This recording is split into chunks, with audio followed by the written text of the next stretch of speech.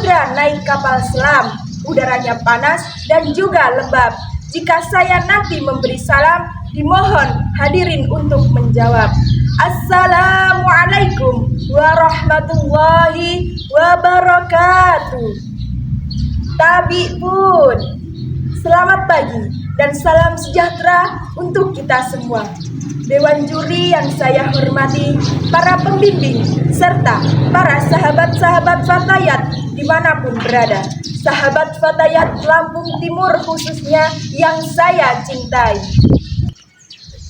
Alhamdulillahirabbil alamin, nahmaduhu wa nasta'inuhu wa nastaghfiruhu wa na'udzu billahi min syururi anfusina wa min sayyiati a'malina. May yahdihillahu fala mudhillalah wa may yahdihillahu fala hadiyalah, la nabiyya ba'dah al-ayah. Segala puji hanya milik Allah Rabbi, segala zat yang maha pengasih lagi maha ghafur, zat yang maha syukur yang telah memberikan beribu-ribu nikmat yang tak terukur, sehingga kita diberi kesehatan walafiat tanpa ada kekurangan suatu apapun. Amin. Salawat dan salam senantiasa kita sanjung agungkan kepada uswatun hasanah kita, Nabiullah wa Nabi Muhammad sallallahu alaihi wasallam, yang mana telah kita nantikan syafaatnya kelak di yaumil kiamah. Amin. Hadirin yang saya hormati, pada kesempatan yang berbahagia ini, saya Ilmiatun Nafiah dari PAC Fatayat Kecamatan Jabung akan menyampaikan sebuah pidato dengan tema memperbaiki sistem pendidikan di era generasi. Terdapat hadis yang meriwayatkan, man nahla walidu walada min nahlin afdola min adabin hasan. Tiada pemberian paling utama dari orang tua kepada anaknya selain pendidikan yang baik. Hadis riwayat Al-Hakim. Hadirin yang saya muliakan, pendidikan sangat erat kaitannya dengan ilmu pengetahuan. Karena apa? Karena pendidikan adalah sebuah elemen penting dalam kehidupan yang harus menjadi perhatian semua pihak. Untuk menguasai pengetahuan yang kita butuhkan adalah akal, pikiran yang telah kita dapatkan dari Allah Subhanahu wa Ta'ala. Lahirnya generasi yang cerdas dan bijaksana dimulai dari generasinya sendiri. Begitu penting arti sebuah pendidikan untuk membangun sebuah bangsa yang kuat. Terlebih untuk saat ini kita dihadapkan oleh generasi-generasi alfa atau bisa juga disebut dengan generasi setelah Gen Z. Generasi yang mempunyai akal serta karakter yang jauh lebih berbeda daripada generasi-generasi sebelumnya, yaitu generasi yang lahir di era digital. Generasi yang kerap disebut dengan screenager karena keterkaitannya yang sangat erat dengan teknologi. Hadirin yang saya muliakan, marilah kita lihat bagaimanakah pendidikan di Indonesia di era globalisasi saat ini. Indonesia berada di urutan keempat di Asia Tenggara setelah Malaysia, Singapura, dan juga Thailand. Menurut data World Population Review pada tahun 2021, Indonesia berada pada peringkat ke-54 dari 78 negara dalam ranking sistem pendidikan di dunia. Berdasarkan yang kita ketahui bersama, pendidikan di Indonesia saat ini masih sangat rendah apabila dibandingkan dengan negara-negara lainnya.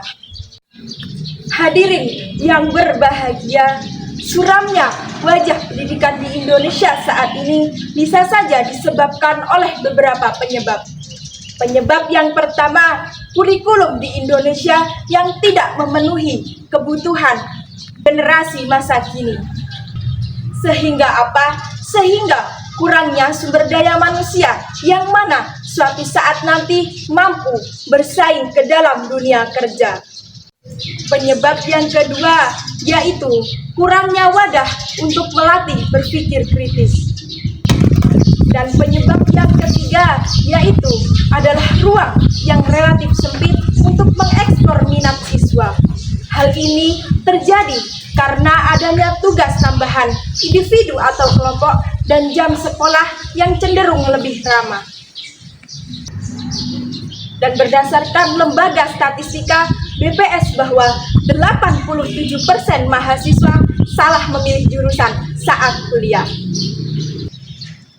Hadirin yang saya muliakan, perbaikan harus segera dibenahi untuk memaksimalkan kelulusan yang berkompeten dan mampu berkontribusi untuk kedepannya. Karena semua itu tidak bisa kita dapatkan secara instan, butuh proses yang panjang dan konsistensi yang tinggi.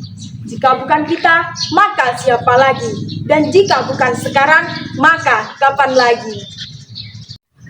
Maka dari itu, marilah kita bersama-sama mewujudkan aspirasi Indonesia dengan meningkatkan sistem dan kualitas pendidikan di era globalisasi saat ini, agar generasi kita nanti mampu untuk bersaing di kancah internasional dan mewujudkan Indonesia emas pada tahun 2045. Hadirin yang saya muliakan, sebelum saya akhiri, izinkan saya menyampaikan sebuah pesan dari Ki Hajar Dewantara. Ing ngarsa sang tulodo, ing madya mangan purso, tutburi handayani. Yang artinya, di depan seorang guru harus memberikan teladan atau contoh yang baik. Di tengah atau di antara para murid, guru harus memberikan prakarsa atau ide.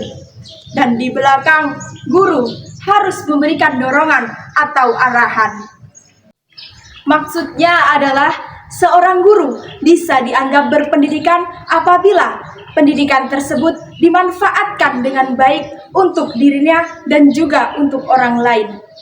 Jika pendidikan yang dimilikinya hanya dijadikan alasan untuk merendahkan orang lain, maka tidak seharusnya pendidikan tersebut diberikan kepadanya.